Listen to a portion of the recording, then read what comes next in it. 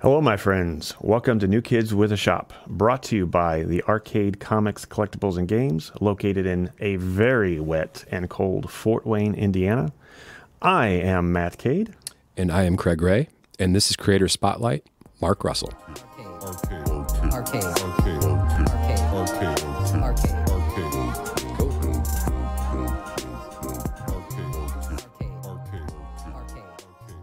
Hey, welcome back, everybody. Today we have Creator Spotlight with Mark Russell. We are joined by Shayne Pace as a co-host. Hey, everybody. For those of you that don't know, Mark Russell's comic book debut was in 2015 with the book Prez. He has multiple Eisner nominations and a 2022 Eisner win for the book Not All Robots for the Best Humor category, a 2019 GLAAD winner, and he has an upcoming Kickstarter project, Bunk Bed Mishaps, which we'll get to that later. Thanks for joining us today, Mark. We appreciate it. Oh, thank you. So we kind of kick everything off usually, and I don't want to have any exception here, with talking to our guests about their origin story, meaning how did you get into comics? Where did that love come from? And, you know, if you can, tell us the ages and, you know, the whole thing, the whole shabazz. Well, my introduction to comic books, this will give you some idea how old I am, came with the supermarket spinner racks. Oh, that yeah. was really where I first met and, you know, sort of really liked comic books because I associated them with us going on vacation. We'd always stop at the spinner rack and I'd pick 4 or 5 comic books to take with me, or, you know, like just walking down to the local grocery store, and which was like as close a thing as I had to a library when I was like 10 years old. And the first comic book that I remember really sort of falling in love with was Mad Magazine. And I think it's had an impact on me ever since. That tends to be the way I all things being equal, I skew towards satire and humor. Yeah, that definitely comes through, and it makes complete and total sense. So, and where did you grow up? Eugene, Oregon. Okay, so you're currently in Portland, is that correct? That's right. That's as far as I made it in life. Okay, down the road. That's cool. From Eugene to Portland. Cool. What do you read what do you read for yourself, for your own mental health? Well, I read a lot of comics, but beyond that, I also read. I make sure to read a lot of non-comics, a lot of nonfiction. I'm reading a couple really great books right now. One called Civilized to Death by Christopher Ryan, which is about the costs of modern civilization and about, you know, what we are likely to pay as a species in exchange for, you know, bacon wrapped things and hot tubs. And then also Nomad Century by Gaia Vince, which is about how over the next 100 years, due to climate change, we will basically become a species of migrants and refugees, because increasingly large patches of the Earth's surface will become uninhabitable to humans. So we'll be moving around a bit. But yeah, they're both sort of fascinating looks at our world, and those are the kinds of things that I like to sort of draw my ideas for comics from. Comics wise, I'm reading. I'm finally getting around to reading Tom King's Love Everlasting series. Fantastic. Which is great. And I'm also enjoying Jeff Johns' Junkyard Joe. Yep. Yeah. So good. Which I really like a lot. So did you like the format of Love Everlasting? Like, did you find it, like, you know, how you went through the first few issues and it's just these little vignettes, and did you enjoy getting there towards the payoff? I'm not done. Okay. I'm in the middle of it, but yeah, I feel like I'm in good hands, so Sure. I'm okay with you know, formats that I'm not entirely used to. Yeah, I subscribe to Elsa Chetier. I'm gonna butcher it, but her Patreon after reading the first few issues. Yeah. But what you just said. Oh yeah, her work is great. Oh yeah, it's elegant and beautiful. But that kind of so question number 4 on my list. That there's in your work, there's this strong through line about the dehumanizing effects of late stage capitalism, like Flintstones, obviously Billionaire Island, and even traveling to Mars. But like Craig and I talk about this, is like the anger and cynicism, but then like the heart and the empathy are all like perfectly balanced, it seems like, depending on the project, and it's always appropriate to that. Is it hard to find that equilibrium, or does it just kind of come naturally? Well, I feel like it comes naturally because it's just the way I sort of feel. It's just the way I I'm not entirely pessimistic. I'm not entirely, and that's the hard part. It comes through that, like, you can tell you're just writing about it, and then you add the humor, but what always comes through even more than humor, which is, I was going to bring this up too. Like, you've been nominated for all these humor awards, but is that only because there's not a heart award? Because honestly, that's the part that comes through to me. Hope so. Yeah. So. But I'm not just some kid doom scrolling through. It's like I've got a stake in this planet. I want I want us to make it. I want the human race to survive. We're one of the idiots that lives here. So yes. Yeah. Yeah. For sure. And it's not that I'm writing about those meatheads who can't seem to get it right. I'm including myself in this. I mean, I enjoy bacon wrap things and hot tubs. The next person. But we gotta figure out how we're going to, like, allow us to enjoy these things going forward. We're going to we need to figure out how to make the civilization work for everyone, and not just the people who can currently afford, bacon treats. Sure. So can I follow that up? Because you've said that your love for the character of Superman is genuine. Like, I don't know if you said he's your favorite, but you get his voice perfectly. And I think there's stuff that you see in him that he's like the perfect vehicle to kind of like be a beacon of hope in like dark times. I just finished the Superman Space Age that came out this week, and I was wondering if you could talk about, like, what about Superman draws you and what you like writing about him about. Yeah, he's my favorite superhero, and I think it's because he's such a glorious thought experiment. Like, right. If you had that sort of power, what would you do to fix the world? And I think him, he also forces you, if you're thinking, well, what would Superman do in this situation? You're thinking, well, what would somebody who is, like, probably the best person you've ever known do in this situation? There's a line in Superman Space Age where I think Wonder Woman sums up Superman perfectly, where she says, I've always admired you because you don't fight fire with fire, you fight darkness with light. And that, to me, is like Superman in a nutshell. Absolutely. It is. That's Superman. I mean, it's really one of the things where it's very hard to articulate that, even though everybody knows.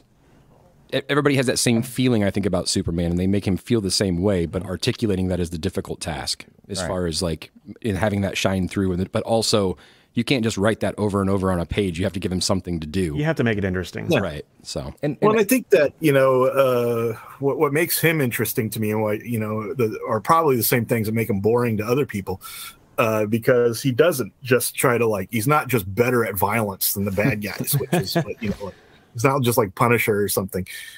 He leads by finding new ways to solve problems. And to me, that's the important thing. That's what's going to get us out of this mess and allow the human race to survive. If anything does, is that, we found new solutions to the old problems. All right. For sure. I said it on the podcast a few weeks ago too. I look at it like if someone's getting mugged, a woman or a man is getting mugged in an alley, Batman sees it and says, I have to stop that criminal. Superman sees it and says, I have to save that person. Just kind of how. That's a great way to put it. Yeah, it's very succinct. I asked Shayne, said you could use that in a book. Okay, good. All right.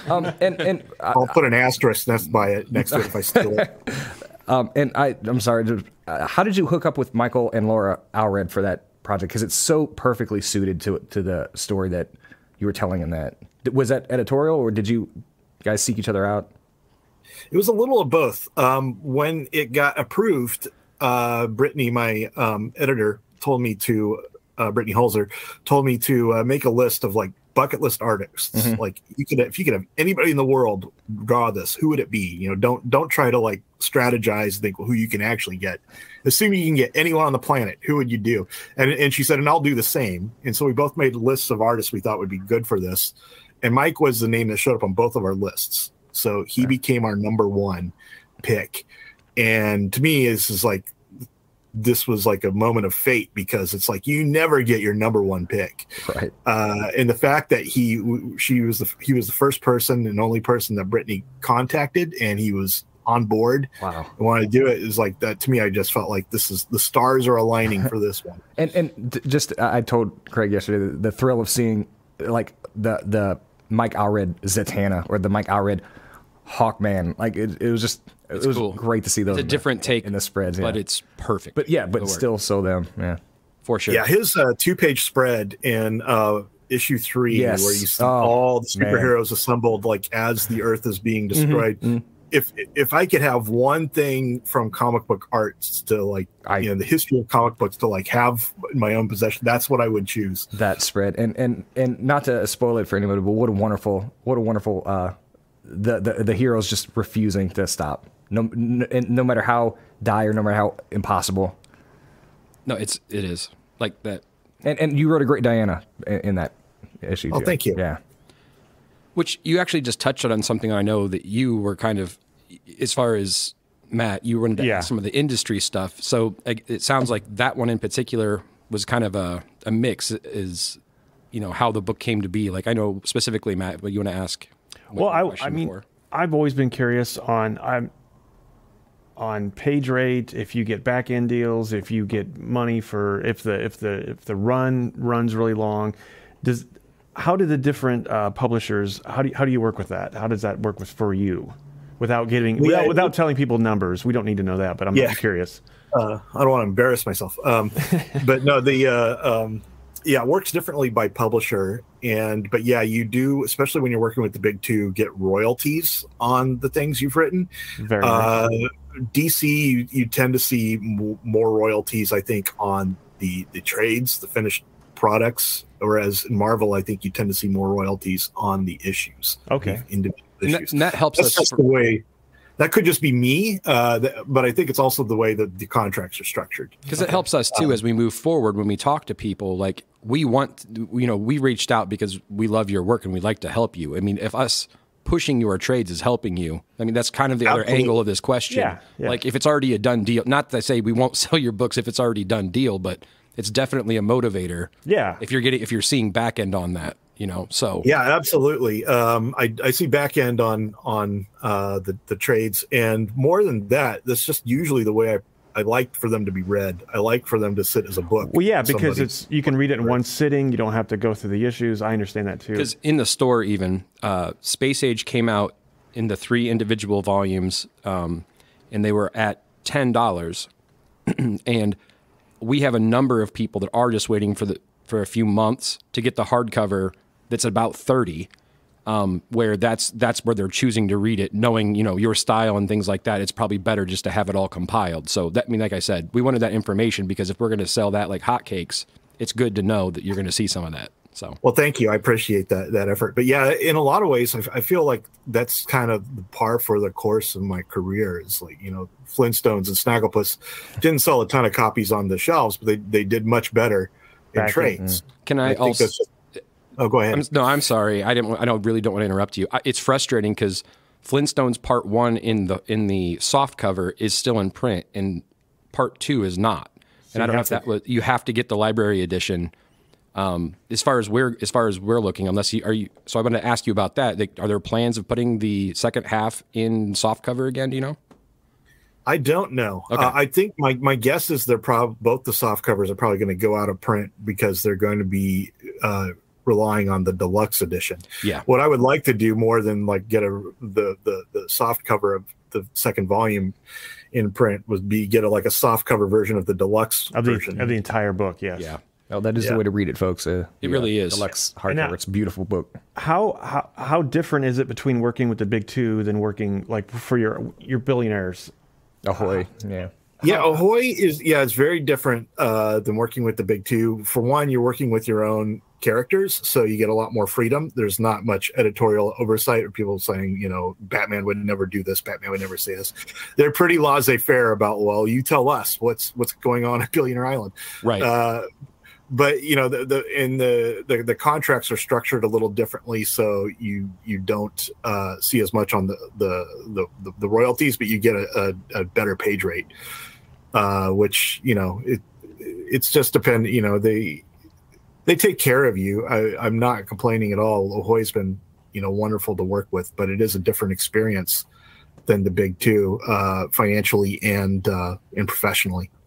So with Second Coming, with that one being originally, I believe that was originally supposed to be a Vertigo DC book that was then too controversial to, be shown there, and then it made the switch over. So is that just a complete rewrite on the contract, or did you try to bring some of that over? Or, I mean, not I know that are completely different legal entities, but you got used to the idea of it being done in this way, and then that could have completely switched over to a different contract structure. Like, is there any give or leeway there, or in that particular instance, that anything happened resembling the back end deal?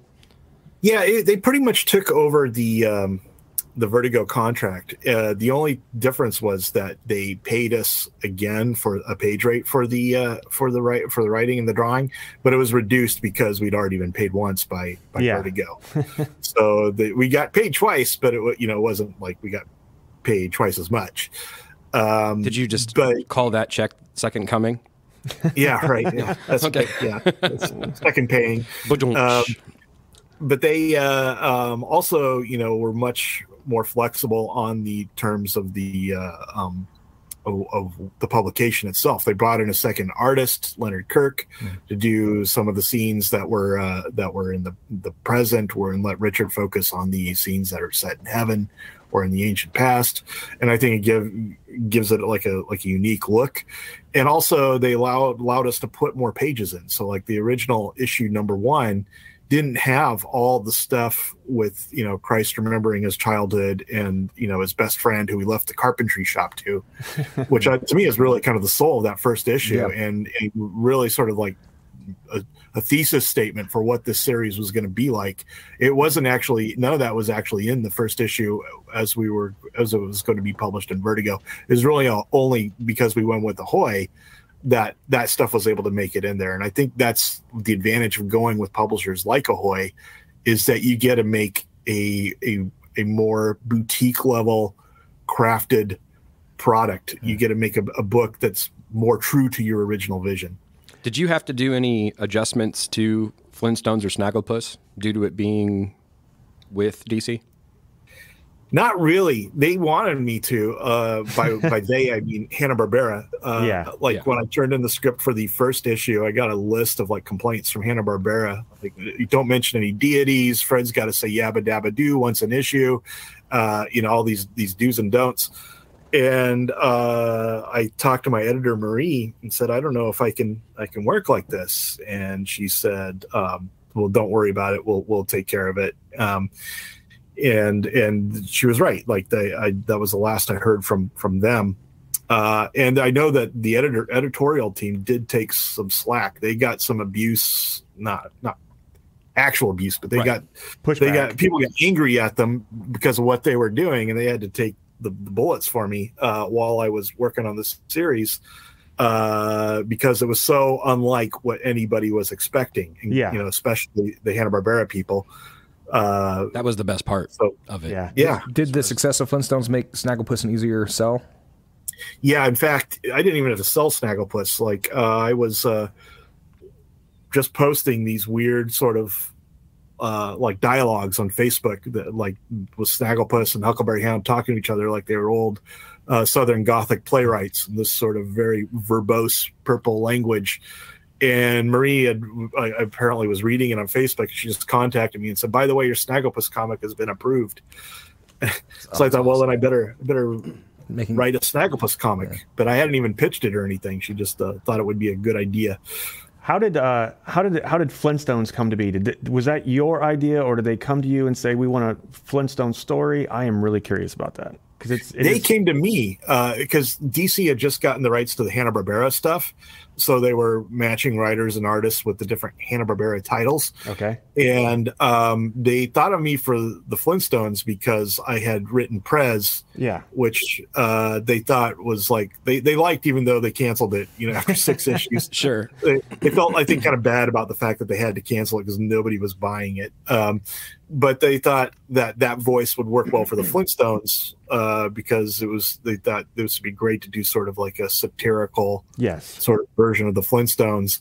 And then go ahead. Yeah, I said we thank them for letting you do that because it is a great book. It was out of the blue, but at the time I was a little worried because I'm not a big fan of the Flintstones, but they said, well, just make it your own. And that was all I needed to hear. It's like, okay, I will take this and run with it. I will write about the things I do like about the Flintstones and turn it into like sort of a meta commentary on the foundational problems with civilization as I see them. And God help us, you know, for better or worse, that's what it will be. And Marie had the brain stroke of bringing Steve Pugh on, which I wasn't fantastic work. Yeah.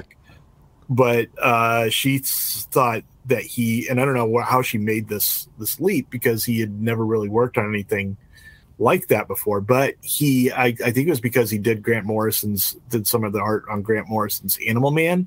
So she liked the way he drew animals. So he got the gig, and we've worked together like many times since then. He's like one of my, you know, closest sort of collaborators. But it was just a choice made in heaven for her to pick him to do the art for the Flintstones. That's awesome. And for anybody who's not read the Flintstones, it's, again, that's where you thread that line of cynical versus heart, like, brilliantly. I ended up crying at the end of a Flintstones comic. So if that sells anybody on it at home, that's a rare accomplishment. I'll take it as a compliment. Well, I was reading it last weekend, and my wife took it out of my hands and then read the entire thing and then was gushing about it. So it's fantastic. It is. I had one question related to that, because I had contacted you a couple weeks ago when we were having book club, and we did read Flintstones in book club, and I had like an observation. I kind of want to get your take on it. So the age range in our book club is late teens up to, you know, 40s, 50s, things like that. It's a wide range of people. And we read the book and then we get together to discuss it. And there was one interesting thing that happened, and that was, you know, this book is deep, and half of the humor and half of the heart and all of that are like all the picket signs that show up all over the book. And there was the one in particular, you know, God hates dads, right? So we have somebody that's 25 in the group that didn't get the joke because he was thank you. That's the question. Because it's that fine line of, I found it funnier because I was aware. Yeah. As compared to somebody has no idea where that sign came from. I mean, that's progress, right? And so, like, you're definitely writing at your age, but I was going to ask if you had a problem with, you know, maybe younger audiences not even getting it because they're living in a post, not getting it for the right reasons. Right, not getting it for the right reasons. Well, you know, I write with my own sort of cultural biases and reference points. You know, I can't be anyone but who I am, so I just write from like the background that I have, and I just assume that there are things in that.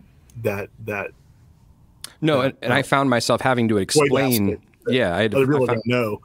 And those things, people are going to have no idea what I'm talking about. So, you know, I'm sure there's young people that miss out on a lot of the things I'm writing because it's too old for them. But there's probably also old people who miss out on it because the things are too young, or just people on the East Coast who don't get things that are specific to the West Coast.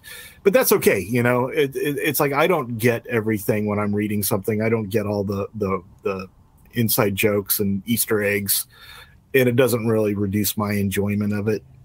But I felt that one was a very powerful one, though. I mean, and I had assumed, which I was very happy that I was wrong, that everybody knew that the Westboro Baptist Church signs and all that stuff was just, you know, it shows you that it's not cemented in culture. It's not going to be ever present as far as like, I'm happy that they were unaware. Like it was weird for me because I had to explain exactly what it meant. Like, and it was like not, you know, it's just talking about it as something that happened, but it doesn't make you feel good. But it made me feel good. They had no idea what I was talking about. It was great. Yeah. And I think it also sort of demonstrates the fleeting nature of hate. Like, these people, you know, while they may grab the headlines and may have the biggest megaphone, they're pretty quickly forgotten because their message doesn't really have any substance, because it doesn't really have a foundation upon which to build anything anybody wants. So like Rush Limbaugh has been dead for 2 years. Nobody talks about him anymore. Nobody, right. You know, it's not like people are still, you know, quoting lines from his speeches or from his radio show. It's like he's utterly irrelevant, you know, just a couple years after his death, because that sort of, you know, anger, bullying based sort of philosophy has no basis in anything, you know, substantial. So it's just, it evaporates as soon as the person screaming Stop Shuts screaming. up. Yeah. I don't see Marjorie Taylor Greene getting a statue on the National Mall anytime in the next few. Can I bring it back to comics and ask one more nerdy question? If Please. So with your DC stuff, which I love that I'm a DC guy through and through, and you've written such rich characters. But One Star Squadron, which was a great book, by the way, and you really won me back. I was like, Power Girl would never do this, but it's like we all get into situations. We all make bad decisions and we feel bad, and she did, and it was wonderful. But do you have an affinity for characters like Red Tornado and Power Girl, or did you just know they'd work for the story, or was it editorial? Some of it was editorial. Like I had made a list of characters I wanted to be in the book, and editorial shot some of them down because they were being used in other books, or that for one reason or another I couldn't use them. So I ended up making the story from the cast of characters that were left. But one that I always wanted to have from the very beginning was Red Tornado, because I wanted this to be a story about, not only did I think he just looked awesome, he does look awesome. This to be a story about sort of a machine being what he thinks is a good human, and about him sort of like being kind of the most humane character in the story. And I know that Power Girl would never have done any of that stuff, and I wasn't. It was really about like somebody making a temporary detour in their life, right? And it's like we've all been there. Yeah, she read some books that had like a bad influence on her, as we all have. We've all gone through phases, but then she remembers who she is. She remembers what it is, why it is she became a hero. And when in doubt, ask yourself, well, what is it I'm on the planet to do? And it came across, and it was great. And following up on that, then, are there any DC characters that you would love to write for that you haven't gotten a chance to yet?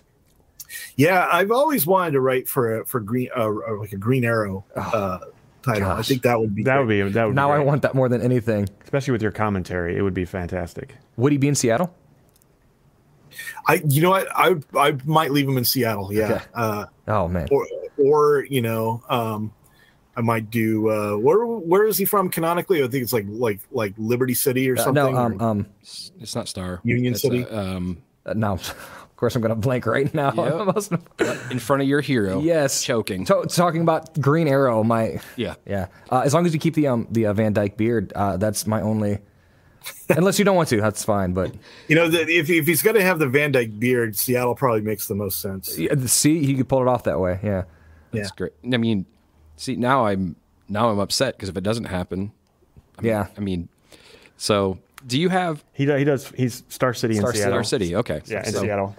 In regards to, I just want to touch on Blade Vampire Nation also. I thought that, and I think I read or watched an interview somewhere where you have a pitch in for possibly a 12 issue. I mean, is there any news on that, or is that something that's possibly in the works? Not, it's maybe possibly in the works. It probably won't be a 12 issue mini, but I know that Marvel is planning a big vampire related event right now. Okay, so it'll probably tie into that somehow. That would be. Would you ever want to write for like the main? Would you ever want to write Batman, the mainline Batman series? I would totally take that. I would take that gig. I wrote like a Batman Urban Legends story a little while ago, and I found I always find him kind of inspiring character to write, even though he's like in a lot of ways the antipode to Superman. Yeah, just because he is he lives mostly inside his head, and I think I'm gravitate towards those characters who. Their motivations are clear only really to themselves. Yeah.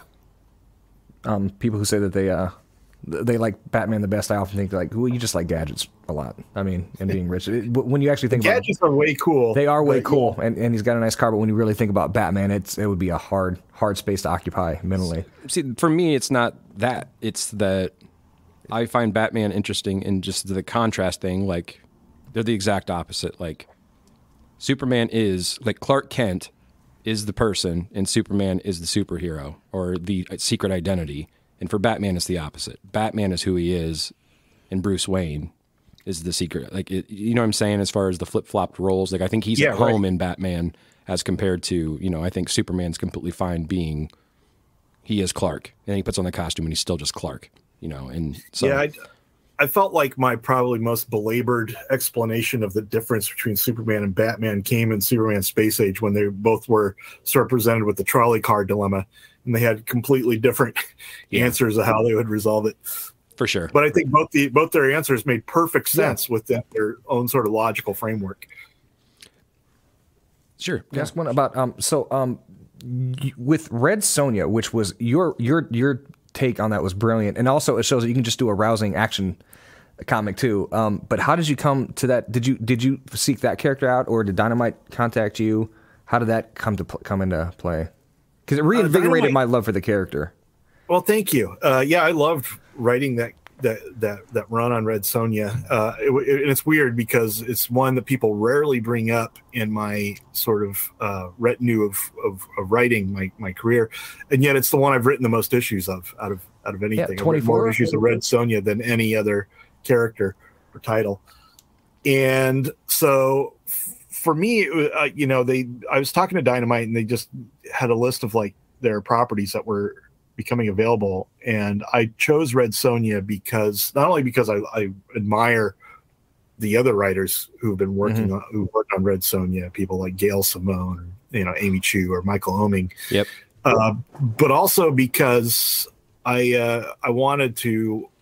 I'm a huge fan. I'm fascinated by ancient history, and I wanted to tell a story rooted in ancient history through a sword and sandal like fantasy comic. Yeah. So what I did was I used Red Sonja as a launching point to tell the story of the Queen Tomyris, who was she was a queen of a steppes tribe called the Massagatai, and the Massagatai were attacked by Cyrus the Great, who was the most powerful man in the world, the Emperor of Persia, and her and her tiny tribe of steppes horsemen managed to defeat Cyrus the Great, and she ended up actually killing him. So I wanted to kind of tell that story, this little known story in ancient history, through the pages of Red Sonja.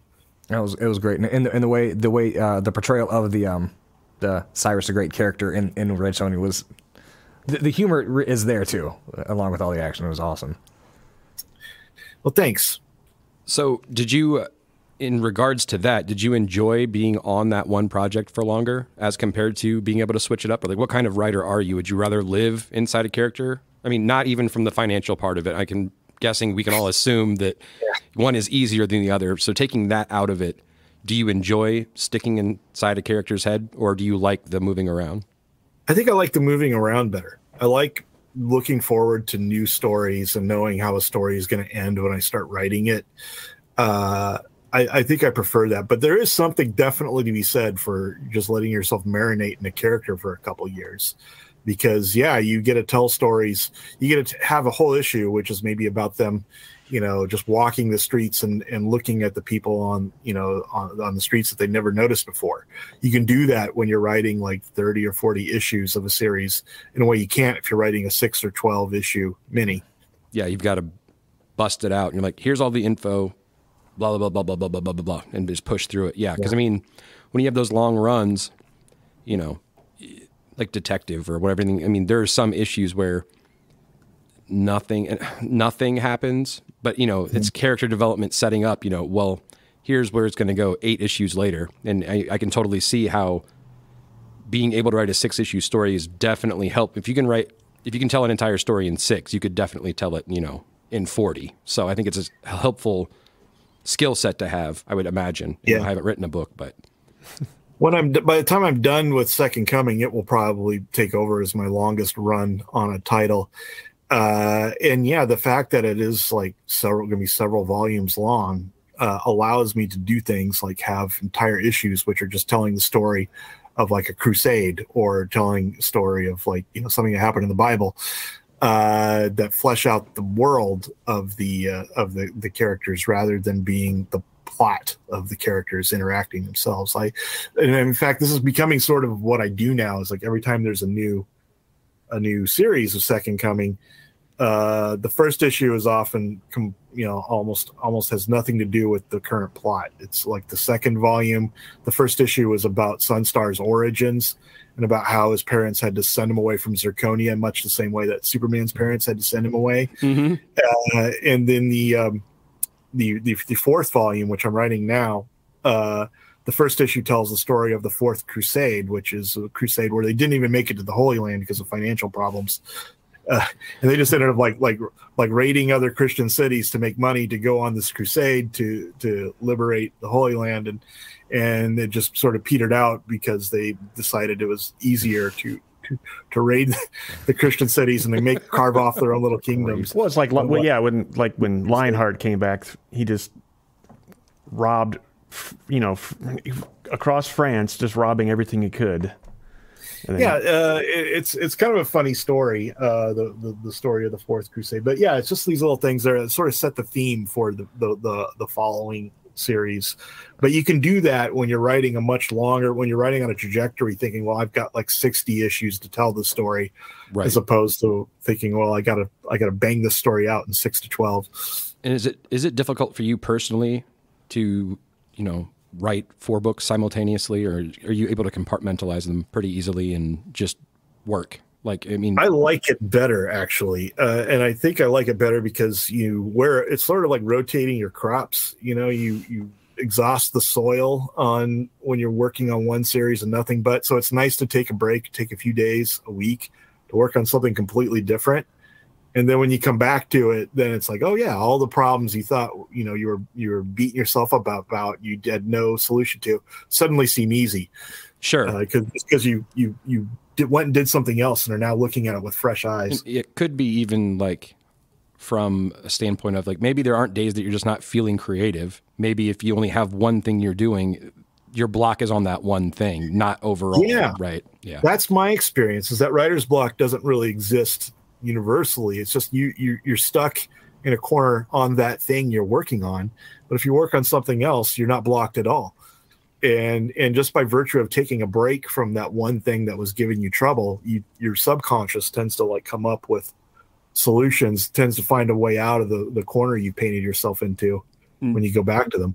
For your work balance, how much time would you say you spend working on projects that you already have on your plate as compared to working on pitches? Like, where do you find where do pitches come from, and then how do you pull those together and get them out there? Like, is it just something that happens, or do you sit down like you would sit down when you were writing to work on pitches, or is that just like the stuff you wake up in the middle of the night and just write down? Well, it's a little both. When I do have an idea, like, oh, this would be a great story, I have like a file of like pitch ideas, and I would just write down like a sentence or two or a paragraph. Mm-hmm. And then when I'm thinking about what I want to do next, I'll go through that file and look at the things I think this is the best idea that I have in this file, or I can really think of like a number of things I would want to talk about while writing the story, and then I'll develop that into a fuller pitch. But I think I definitely spend more time now writing pitches than I used to. It used to be that I was just sort of waiting for new assignments, and I realized pretty quickly that's not really how the industry works, and it's not how you're going to do your best work. You're going to do your best stuff thinking proactively about what it is you want to be doing, and approaching editors and publishers with pitches than just waiting to see what's available. And how is that first, if you can, how is that very first interaction? How was that set up? Like, did you write an email to somebody at DC or anywhere and be like, I want to write comics? Like, how did that start off? What's your story as far as how you got into it and broke into it? No, I originally wanted to write prose. I wanted to write books. Yeah. But then DC contacted me and asked me if I'd be interested in writing a comic book, which I thought was always kind of, it was like out of the blue. And I thought, but that's a fascinating offer. So I thought about, they had pitched Prez to me, like this would be the comic, be about the first teenage president. And I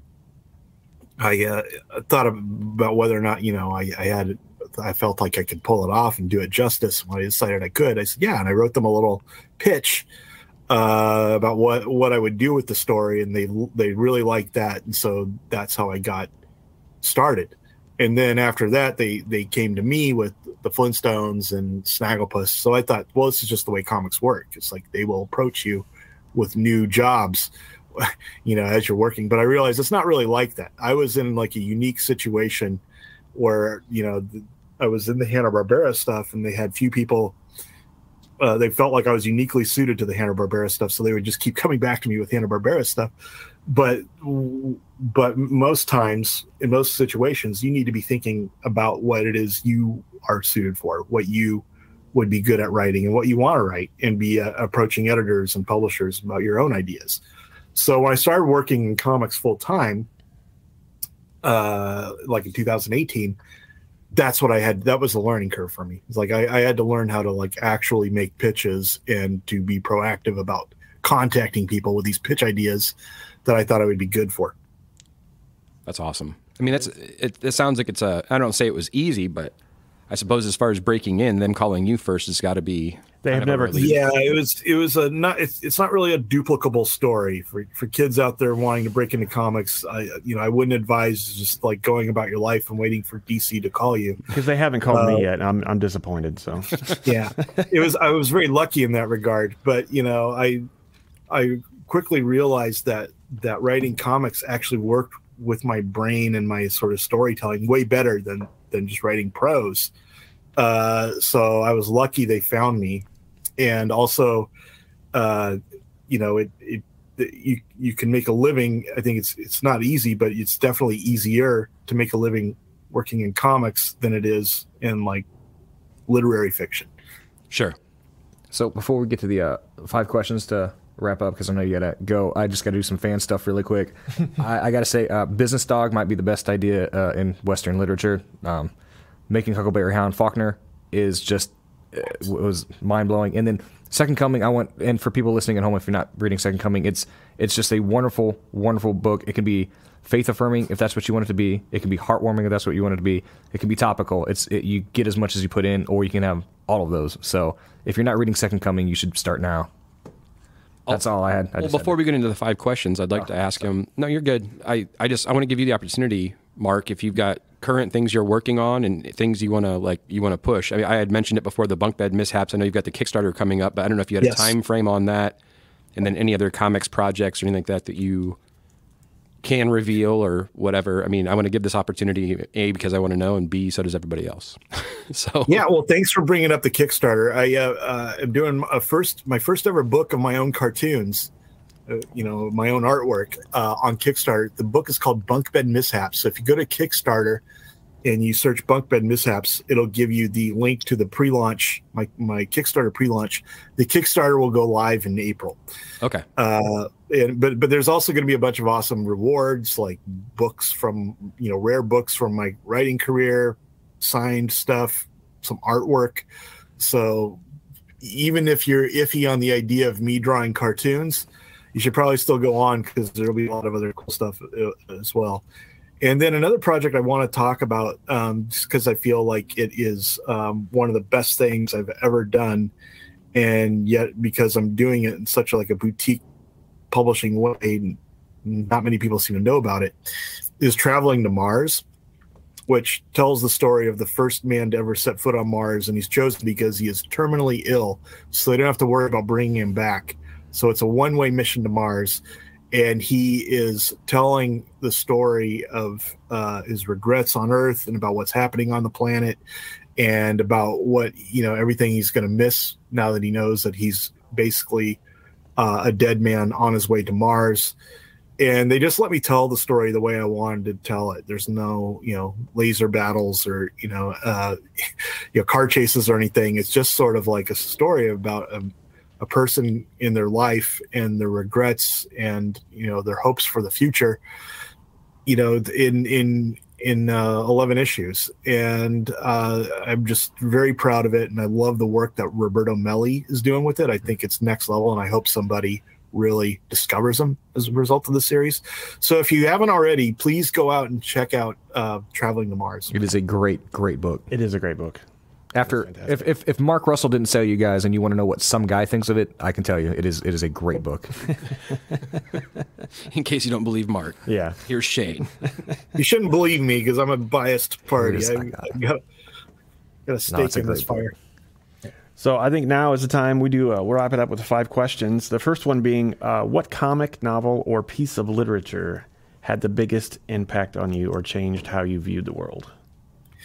I think the biggest one was Ray Bradbury's The Martian Chronicles, because I read it when I was 12. Yes. And it sort of blew my mind that it was like commentary. It was like science fiction as commentary on our world, which I didn't understand yet. Pretty much all science fiction is. Yeah. But it also, you know, he told the story with all these little tiny short vignettes, which was sort of the perfect introduction to literature for me, because it's like, oh, I could just read 3 or 4 pages and it tells a whole story, and then I could stop. And then as I keep reading, you know, these little stories aggregate into one big story. So I think it was a great sort of beginner's book. And I think it also heavily influenced the way I write, where I try to write in like little vignettes and little snapshots and have something worthwhile on every page, not just to rely upon some payoff at the end. Thank you. Thank you. That's awesome. Awesome. And number 2, who are 3 of your favorite writers, authors of any genre? Well, I think my favorite author of all time is Kurt Vonnegut. I've read all of his novels. Yes. And, Yes. Sort of like Cool. in my pantheon of all-time greats. Writing comics, I would say I'm a huge fan of Dan Clowes. He's probably someone that I'm, again, a completist. I've read everything he's written. And in the 90s, when I sort of rediscovered comics as an adult medium, it was because I was reading things, you know, like 8 Ball and Madman by Mike Allred and Too Much Coffee Man by Shannon Wheeler. And it's kind of mind-blowing for me now to sit back and think, well, like, of those 3, I've worked with 2 of those guys. That's got to be I've done awesome. a comic with Mike Allred, and I did a couple of books with Shannon Wheeler. And I remember myself, like, in college in the 90s, just like reading that in my dorm room and being, you know, little did I know. Right. That's awesome. And I finally got to read 8 Ball too. It just became available again, finally. My third question is science fiction or fantasy? I think we already know where this is going to go, but yeah, I'm more of a science fiction guy. But I think that really good fantasy, I think it really is just kind of like, there's nothing better than really top drawer fantasy, even though as a genre, I probably gravitate more towards science fiction. yes. For what TV show or movie is just your guilty pleasure? Oh man, guilty. I am too old to feel guilty about much anymore. I just sort of lay it all out there. That's awesome. But I really enjoying the Last of Us, like everybody else on the planet is. Yep. And also we just watched the miniseries on John Stonehouse, the British member of Parliament who faked his own death. Yeah. Starring Matthew McFadden, and that was really good too. Cool. Thank you for that. And the last one is a little goofy, but who would you fan cast for a live action Harley Ivy movie, and what direction would it take? This is Oh wow. This is for man, us. I'm terrible at fan casting. Because the first name that pops in my mind is like Margot Robbie, which is not fan casting at all. They nailed it. Yeah, they did nail that one. Hard to argue with that. I think that, I think would make a great Poison Ivy, though, is Aubrey Plaza. Oh my God, yes. Great Yeah. idea. Yes. That's a good one. Yeah. And I think that their chemistry would be perfect, too, where like Margot Robbie's sort of like the aggressive, over the top sort of And Ivy would be dry. extroverted and- one, and Aubrey Plaza would just be sort of like the opposite. Did you watch her in the moon to her sun? Yeah. Did you watch The White Lotus with her in it? Oh yeah, I love White Lotus. It was fantastic. I love her. Well, thank you. Those are my questions. Thank you very much. Thank you again for coming on. Yeah, we've had a wonderful That's been time. great. And hopefully we'd love to have you back at some point. And, we're going to keep on reading. We're going to keep on talking on the podcast. And, we're looking forward to your next projects coming out. And do you have an exact date for Bunk Bed Mishaps? Just, I know you said sometime in March. I just want to make sure that everybody knows so we can get on there and support the Kickstarter goes live April 1st, and then the books should start hitting the mailboxes in May. Okay. May and Wow, June. that's a quick turnaround. That's awesome. So you're done with it. It's basically. already the book is already together. It's just a question of getting the funding and then printing them. That's awesome. And All right. Anything? not to be a psycho fan, but it really is a pleasure, Mr. Russell. It really was. Thank you. Well, it was fun for me too. You guys should have me on when Traveling to Mars, the book, with the trade comes out. Mark it down. We absolutely Mark it will. down. We will. Thank you very much. And we'll All see right, everybody thank you, again everybody. soon. Thanks, Mark. Thank you. We would love to thank Mark Russell one more time. We really enjoyed having him on. We enjoyed bringing him to you, and we look forward to having him on again. We'd like to take some time now and talk about his books more in depth, and then what we can offer you as a shop, help you get some of his stuff if you need it. But Shayne, why don't you lead us off? Well, I didn't. They say don't meet your heroes, but I just did, and it was fantastic. So maybe do meet your heroes if they're awesome people. And we can't, me and Craig anyway, can't stress enough that Shayne really is one of his biggest. Legit. No, we love his material. We love everything, but Shayne legitimately. I mean, everybody, when you have an interview like this, you read and you brush up because you're going to Yes, be speaking with yes. them, and Shayne didn't have to. No. So it's like one of those Well, things. Shayne went a step further and read his actual novels. Yeah, Yes. yeah. And it was totally worth it. It was just as good as everything else he's done. I've not read a single issue of anything he's written where I was not touched or moved in some way. Yeah. Because before we even talked about getting him on, Shayne was already pulling all of his books. Yeah. The Billionaire's Island, everything that comes across. Yeah, My Bad, Traveling to Mars. I stop people at gas stations and ask them about Mark Russell. Like I'm getting it out there. Like, you know. I mean, that's true. I had to pick him up from jail a few times. Yeah, it is. Yeah, It is. yeah. Yep. So they always know he did the Mark Russell thing again. Hiring prostitutes and just talking to Mark Russell for an hour. And, hey, it's my hour. But I also think that people that are, skeptical about the comic as an art form, the medium as a whole, giving them something like the Flintstones or Snagglepuss or Superman Space Age is a way to show them like what the medium can do. And would you say, since you are as well read as you are with his material, which would you say is probably the most accessible as far as universally? Flintstones. Not to sound boring, but that is there's a reason. do you think that gives the best impression to readers about what his qualities are and what his abilities are? It does. It tells you what he can do, while also still being. It's uniquely a Mark Russell story and uniquely a Flintstone story. 100% of both. And I think he knew that, though. I think he knew when he got a title like the Flintstones, it was a chance he had a platform, and he used it. I love. I didn't mean to talk over you there, but I love what he did with the characters. They're not if you haven't read it before or haven't looked at it, if you think of Flintstones, you would think they'd be bumbling. It's kind of a callback to the 60s, but his interpretation of the characters are phenomenal. And Fred's not dumb, and he's genuinely a good person. Yes. And above all, it's insightful and it's impactful, but it's also fun. It's fun when it is very fun. And it's hilarious when it has to be. And I'll say this, if you guys don't think that you can cry over two appliances and their relationship with each other, you're wrong. And that was another thing that was a blast. It's been I grew up watching Flintstones and syndication and whatnot, but I had forgotten how huge a part animals play, because animals are everything. Yeah, animals all the are appliances. the stoplights, all the appliances and like that. And that's all written in. The backhoes, everything. Yeah, genius. It is a genius level write-in. And there are a few topics. I mean, you heard in the interview portion where we were giving props to DC as far as, this is a pretty, I don't want to say controversial, but very progressive for DC to do something like this, I feel. Yeah. I mean, there's not really,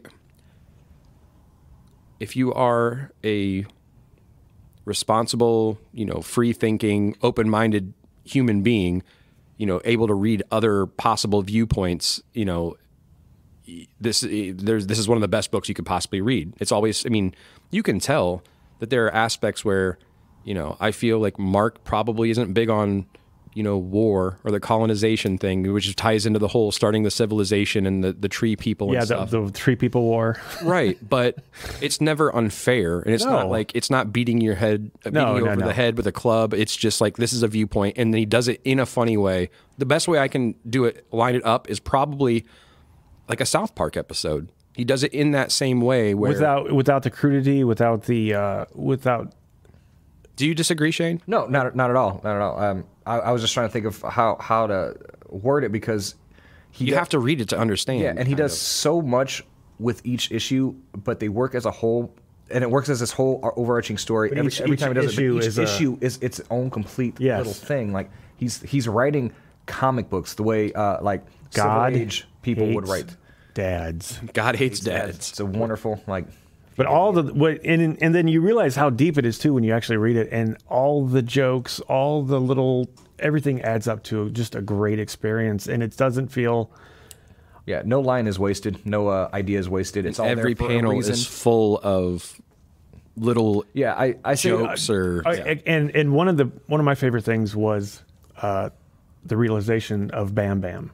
oh my goodness. And I'm not going to spoil it for Yeah, you, yeah. but it was a beautiful part of the story. Did you? Yeah. Did you? I truly felt that, and I was like, One after another. For me, I try to explain it to people, like, if you watch a Wes Anderson movie, there's more ideas in each frame Yes. than there are in most people's movies. And I Yes. think that's how I could describe the panels of a Mark Russell comic.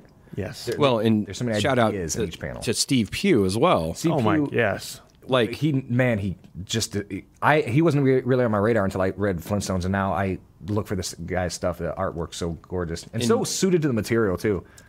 it's fantastic. Yeah. It's like the Flintstones, but they're somewhat drawn like superheroes ish. Yeah. Well, Fred is just a big. I mean, he's just a big dude, but he's not dumb. But he's not the biggest dude. No, in he's this not either. But there's it's got its foot in both worlds, though, where it's the Hanna-Barbera Fred and it's the comic book Fred. Like it skirts it so well. Also, we should probably talk about Snagglepuss, just to show you guys like how versatile Mark Russell is. Snagglepuss, it's a prequel to the cartoon, and Snagglepuss plays essentially Tennessee Williams. He's an openly gay, very successful playwright in the 50s during the McCarthy era, and his best friend is Huckleberry Hound, written as Faulkner, and Yeah. and again, but it's never precious. It's never twee. It is like, if somebody told you that at a cocktail party, you might roll your eyes or you think it was brilliant. But I'll tell you what, it is read it. I dare you. Brilliant. Yeah. It is so perfectly executed. It's so, again, weirdly suited to the character of Snagglepuss. Like, everything works out so well, and it gives you an understanding of like the time period and a better understanding of Snagglepuss. I can't think of another comic that could do something like that. And these items, like as far as if these known, properties aren't your cup of tea, coming out very shortly is Superman Space Age, which everybody knows Superman, and we discussed it with Mark. He understands Superman. It is a fantastic book. Plus, the art is singular in its vision of telling. It is a beautiful book, and it's The whole package. Michael and Laura Allred do the art for Mark Russell. And Mark Russell, who I think is the best writer currently writing in comics, his favorite character is Superman. So what if, who arguably is the best writer writing a Superman comic that he could do, and it's that. It's a perfect distillation of the character. It gets everything that you would want it to get, and it's just a cracking good read on top of all that. Which I believe we actually sold out on these books, Yes. even in house. But Yes, we did. The hardcover, which is going to include the volume 1, 2, and 3, which is the entire story. They're oversized. yes, they are. They're oversized. Will be out within the next month or two, which we'll have them up on the website. Yeah. If you guys want to pre-order them, or we'll have them in store if you guys are local. But can't recommend enough that read. And then if you just got done listening to the podcast, I'm crossing my fingers that this Green Arrow book. Boy, I mean, Happens. even though we all froze on Star City, but if just the idea, like I just told you, it's the best comic now that has ever been written, is the unwritten Green Arrow by Mark Russell. This is what I'm looking forward to most. The potential, I was unaware that Marvel was thinking about a potential vampire event. If you guys have not read his Blade, Vampire Nation. Vampire Nation, it's a terrific one shot. The premise behind that is that Dracula actually owns property, in the mid, Yeah. out. Is it Russia? Yeah, or they have where an is it? autonomous nation, and he's essentially the sheriff. He's the of sheriff the nation. of the nation. Yes, and for a character who's like, Blade is such a great character, and he's so cool, and everybody loves him, but he's been kind of underserved as far as good comic material. And Mark Russell, in one issue, he solved that. Because I think he fell out of favor a little bit after the. It's been a while since we've had a Blade movie. They keep talking about redevelopment, and Mahershala Ali is going to play him, but I feel like it was just on the downslope a little bit. But he breathed. Mark Russell, It was a nice thrives in that space, and also I want to push Mark Russell's Ahoy work. It's a small publisher that he has a little bit more freedom, so he can really let it go and tell the stories that he wants to tell, like unfettered. He's got 3 titles currently: My Bad, Second Coming, and Traveling to Mars. No, A billionaire.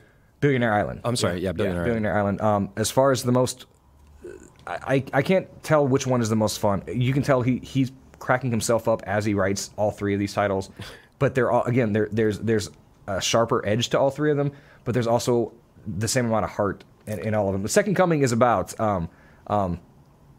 Jesus. He comes down to Earth and he lasts 33 years, and his dad, the Almighty, thinks he needs some toughening him up, so he sends him to Earth now and has him become roommates with our Superman, essentially, so that he can toughen the boy up. And while he's here, Jesus of Nazareth gets to see how we're living right now. And again, it's never preachy. It's never, again, precious. It's so well executed. It's so smart. It's so funny, and it's really it's affirming. It's really great comic. And Shane told us off camera that he's starting a brand new Mark Russell fan service. So if any of you guys have questions, you can. I would. Fan club president. I would Shayne Pace. start the fan club for. It'd be worth it too. It would. And again, he was such a gentleman and so nice and just on the ball. Was really great. And it is it's raining like it is pouring. It's going insane. So if you hear that, it's the rain in the background.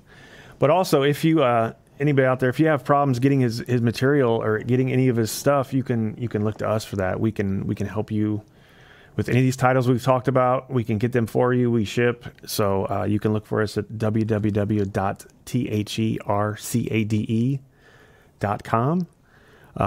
Or you can give us a call, and we will help you find any of his materials and help get them in your hands so you can be a better person.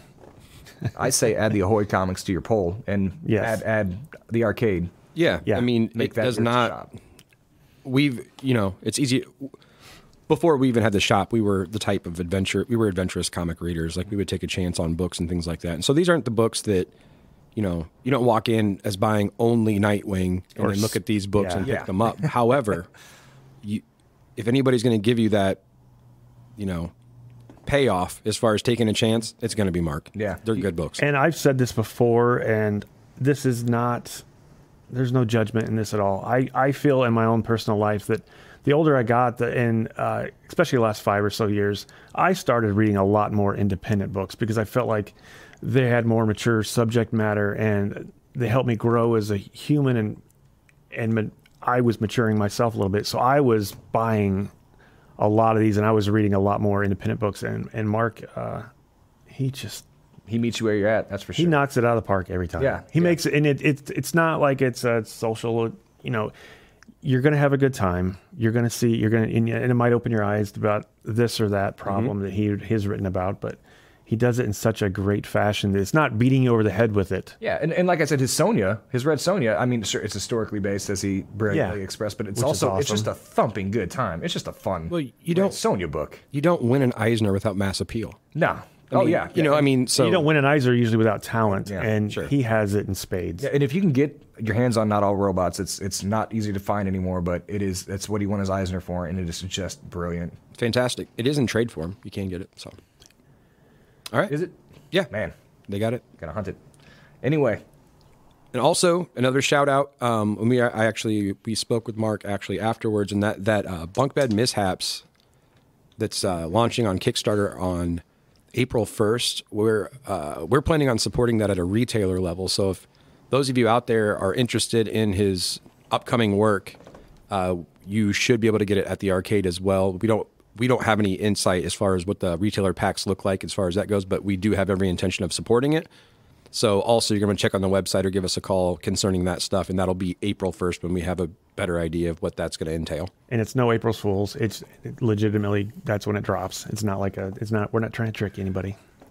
There's just some kismet to everything that Mr. Russell does.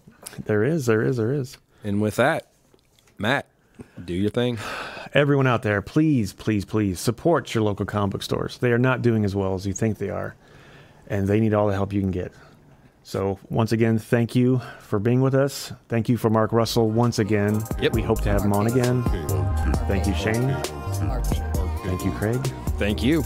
And from all of us here, we'll see you soon. See you.